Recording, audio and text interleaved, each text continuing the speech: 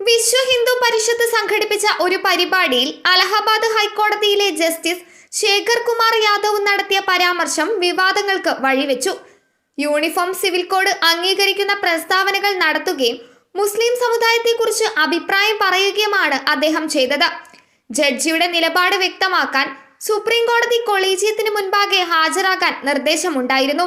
അലഹബാദിൽ നടന്ന VHP legal സെല്ലിന്റെ പ്രവിശ്യ കൺവെൻഷനിലാണ് ജസ്റ്റിസ് യാദവ് പ്രസംഗിച്ചത്. നിയമങ്ങൾ ഭൂരിപക്ഷത്തിന്റെ ഇച്ഛയെ പ്രതിഫലിപ്പിക്കണമെന്നാണ് അദ്ദേഹം പറഞ്ഞത്. ഇത് രാഷ്ട്രീയ ജുഡീഷ്യൽ തിരിച്ചടിക്ക് കാരണമായതായാണ് വിവരം. അദ്ദേഹത്തിന്റെ അഭിപ്രായത്തെ വിമർശിച്ചുകൊണ്ട് പ്രതിപക്ഷ പാർട്ടികൾ രംഗത്തെത്തി.